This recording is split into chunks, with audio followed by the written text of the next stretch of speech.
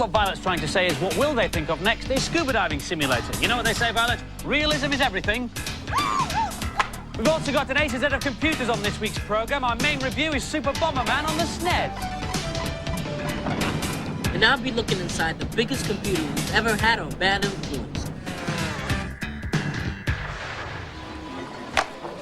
Good, he's gone. Specially designed for those who long to go diving but don't want to get wet, Oceans Below for the PC takes you on an underwater voyage of all the world's most interesting diving locations. So you start off on this map, you can go anywhere you want. Let's check out the Caribbean. Let's look at a more detailed map so you can select an area to explore. OK, so here we are. Let's check out Cozumel. That sounds pretty exotic. We're now in Cozumel. Good, because that's where I want to be. All these icons along the bottom here let you do different things. If I click on the binoculars, it'll give me more information about Cozumel. Caressing the northeast tip of Mexico's Yucatan Peninsula. Well, if it's caressing the northwest tip of Mexico, I definitely want to go there. So let's go in for a dive. You get all these movie sequences whenever you dive down or come up again, and they're all different depending on where you're diving. OK, so now we're on the seabed, and this little pointer turns into glasses whenever you can look more closely at something. Let's check out the fish. Long live the queen angelfish. Yeah, I'd agree with that. Long live the queen angelfish. What's a statue? You don't see a bronze statue of Christ every day underwater. Nope, you don't. Don't. What's this over here? Don't worry. Airplanes don't fall out of the sky in Cozumel. On the box, it says that this is the closest thing you'll get to diving without getting wet. But personally, I think I'd rather get wet. Would you? No sooner said than done, Violet! No sooner said than done! Oh, hello, Furtlers. I was having a really strange dream that I was in the middle of a cheat when I woke up. Sorry, Furtlers, just grabbing 40 winks. I was having this really strange dream that I was in the middle of a cheat when I woke up. It was for Kirby's Dream Land on the Game Boy. Anyway, here it is. On the title screen, simply hold down B and select, and you can start the game giving Kirby a maximum of up to 9 lives. There you go. Hey, right. Oh, hello, Furtlers. What a weird dream. This little chap is the star of our main review this week, aren't you? Oh, yes. It's Super Bomberman on the SNES. You get trapped in a variety of mazes, don't you? Oh, yes. And to escape, he has to plant bombs and blow up everyone else before they blow up him, don't you? Oh, yes. You look so sweet, though. Hey, who's doing the review? It's Aisha. There are 2 ways to play this game. This one's in single mode against the computer.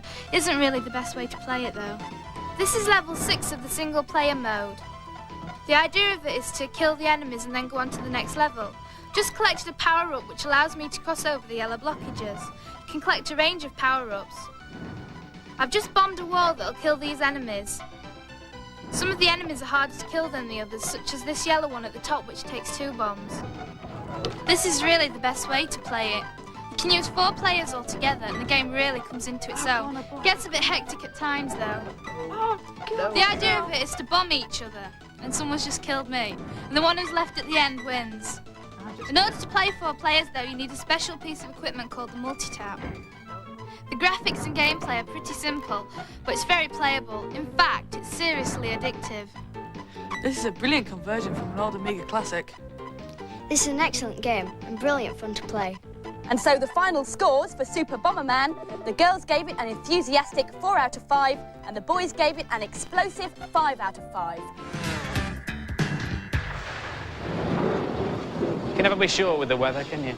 Even here in the studio, they say there's a 1% chance of rain. You want to watch it, Violet, with your luck, you'll be in the 1% zone.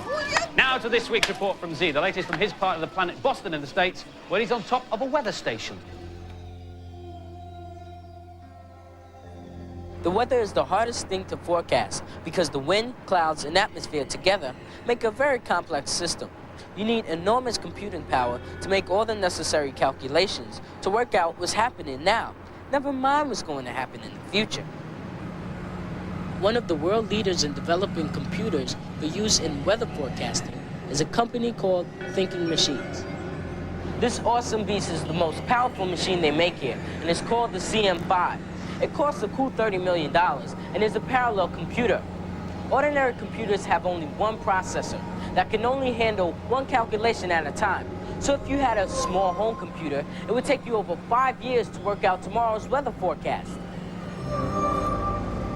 But a parallel computer has thousands of processors, so it can do thousands of calculations at the same time, and so it's much faster.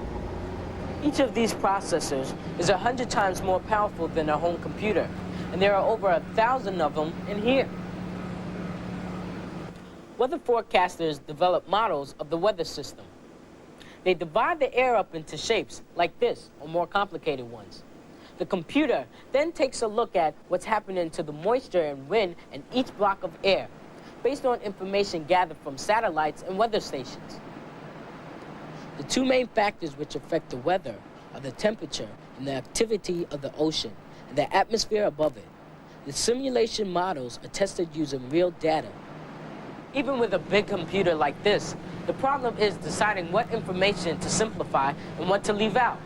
It'll be a while yet before they have all the answers. What I can tell you with 100% confidence is that tomorrow's weather will be overcast with slight rain. Now what else uses up lots and lots of memory and processing power? You guessed it, computer graphics. Carl Sims is a graphic artist who helps thinking machines, and in return gets the chance to use their computers for developing his art. Carl has called his concept artificial evolution, where you tell the computer which kinds of images you like, and it does more of them, trying to improve. We can just keep going, and it can potentially get more complicated and more interesting. Sometimes it will do something crazy and make it completely different, and sometimes it will do something subtle and just make a slight change. But it's completely unpredictable, and I couldn't tell you why exactly that was gray, or even why these pictures look the way they do. You can choose two of your favorite images and tell the computer to morph and animate between them. Carl's most recent work is a combination of state-of-the-art techniques in artificial evolution called liquid cells.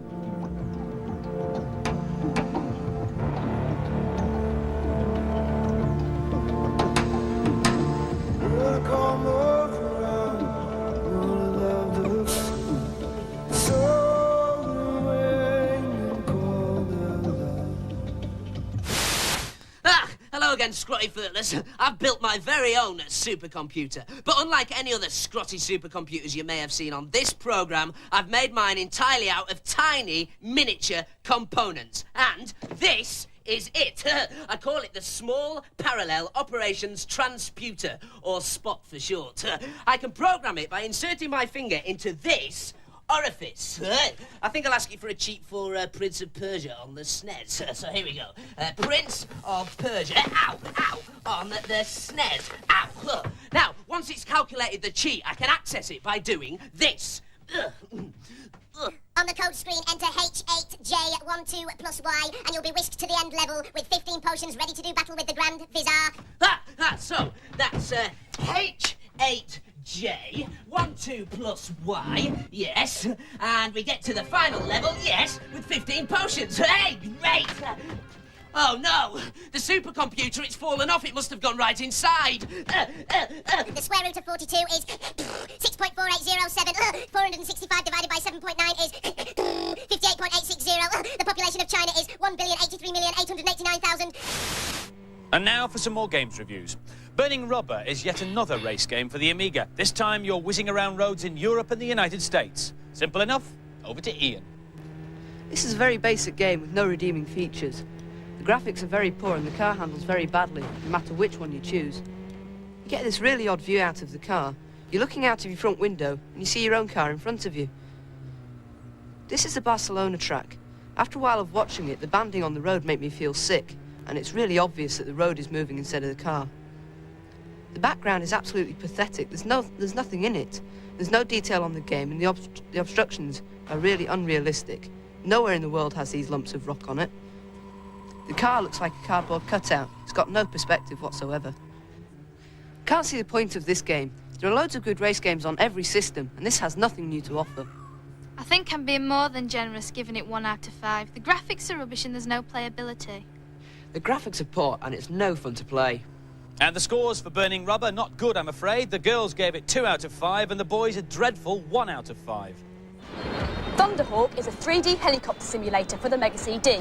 You're part of a crack combat assault team whose job it is to defuse crisis situations around the world. Here's Lakesh at the controls of the AH-73M Thunderhawk. This game's been around with the Amiga for a couple of years now, and it's been revamped and restyled for the Mega CD, and it looks better than ever. The aim in this level is to destroy all the pirates in the South China Seas. After destroying gunboats. As you can see, the graphics are excellent, as is the sound. However, due to the limited amount of colours, sometimes it's hard to see where your targets are. The sound is telling you in which direction to go. It warns you if you're going off course. There's many missions in this game, about 50 in all. You have very many different targets. You have to destroy gunboats, tanks, communication centres, even the odd aeroplane. It's fast, it's playable. It's the best game yet for the Mega CD. Unmissable.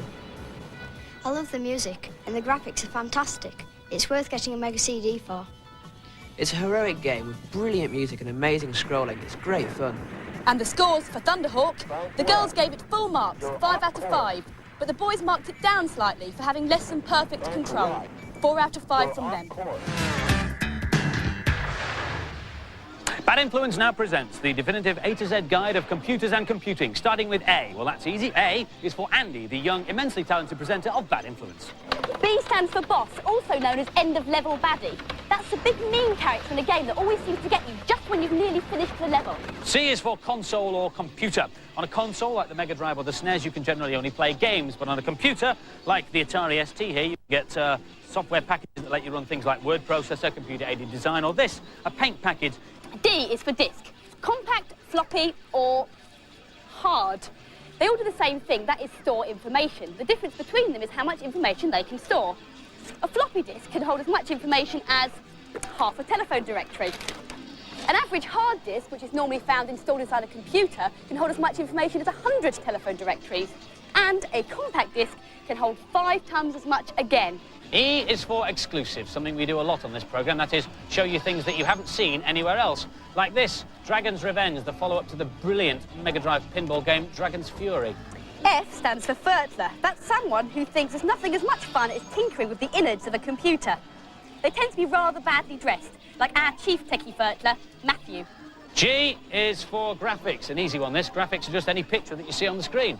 H is for hardware, the opposite of software. Hardware is any machine on which you can run a program or play a game, like a computer or a console. Software is the actual games and programs that you run on it. Oh, and not forgetting wetware. That's what Fertlers, in a pathetic attempt at humour, call their brains. I is for interactive, the new buzzword in computing that doesn't really mean anything. J is for joysticks and joypads.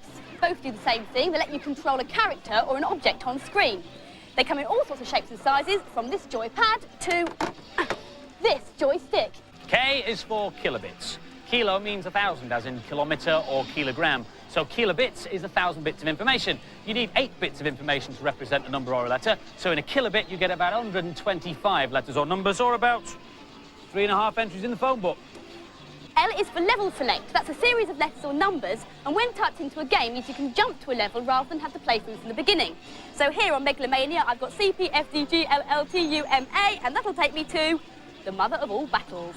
M is for motherboard, a bit of kit that looks like this. It's what we play early versions of games on, because they don't come to us in cartridges, they come on these chips. We plug the chips into the board, and then we plug the board straight into the console. Now, I'm having to use an adapter here, because we get the games so early sometimes that they're not even compatible with UK systems. This one, Clay Fight, is from Japan.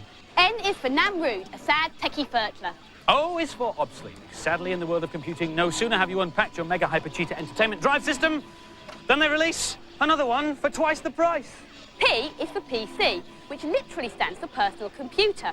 It originally referred to a specific machine, which was made by the American computer company IBM. Q is for QWERTY, the name given to the standard keyboard layouts that comes with every home computer. The keyboard layout has been taken directly from typewriter keyboards and was designed this way so that the most popular letters wouldn't be near each other, because early typewriters were prone to jamming. R is for reality, virtual or otherwise. Virtual reality is a name given to a new kind of game system in which you feel as if you're immersed in a whole new environment.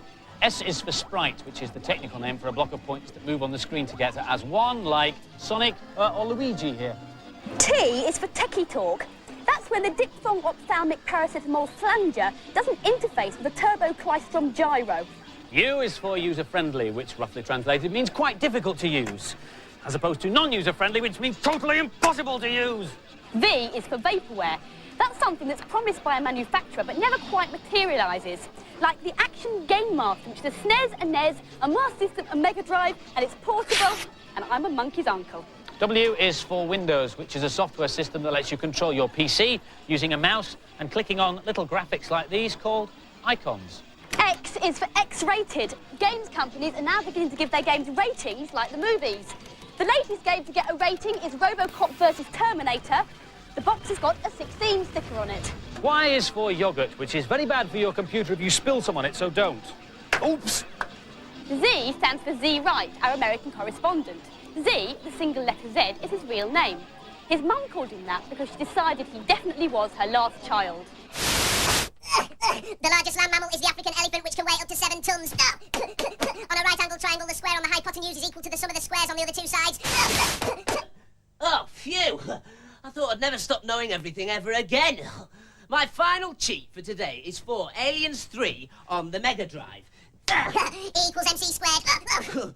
Go to the options screen and then use controller 2 and type in C, up, right, down, left, A, right, and down.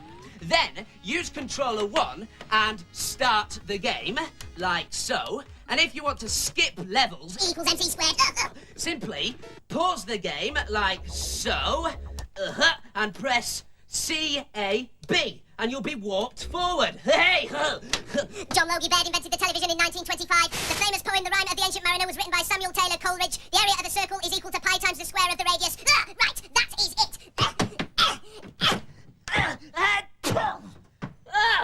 It's out! I've done it! What a relief! Andy, Violet, would you like a go at my computer? It's not likely, Nam. If you want to read the data blast, set your video recorder going now. Last week's competition prize was Sonic Spinball and a Mega Drive, and the competition question was, in what year was the gunpowder plot? The answer's 1605, and our winner, Simon Cushing from Norwich. Well done. 10 runners-up will receive Bad Influence T-shirts, and your names are going across the screen now. This week's competition prize is a SNES and a whole bag full of Super Bomberman goodies, including the game and the multi-tap. The question is, what does SCUBA stand for? Phone in your answers on 0891 700 100. Calls will cost no more than 25p, but make sure you get permission first from whoever pays the phone bill. Lines will close at midnight on Monday. And finally, has anyone ever told you that you play computer games for too long? Oh, come on, they must have done it one time or another. Well, now I'm sad to say the Forces of Dullness have a new secret weapon. It's called the Moderator, and it will work on any system. Basically, what it does is control the amount of time you have to play the game. You see, I'll have to wait another half an hour now before I can continue with Castle of Illusion. What the Moderator is basically an electronic time switch, and inside we've got the console's mains lead sealed in and some switches that control the on and off time periods. Be careful, though, it's not been approved by the console manufacturers, so if you're using your system with the Moderator and it goes down the tubes, it might invalidate your guarantee. If you do what I've done and tamper with it, you'll be in big trouble because you can't get the seals back on again. There's also electronic jiggery-pokery inside, which will shut the whole system down if you start meddling with it. It seems a shame that parents who buy this can't trust their offspring to stop playing games when it's time to do their homework or when they've had enough. And the thing doesn't even tell you when it's about to shut the power off, so you can't save your game. I bet it won't be top of your Santa list, but there are some parents, I'm sure, who will shell out $49.99 when the thing is released later this month. You're nice and dry, Andy. Oh, what? No! Bye. Bye.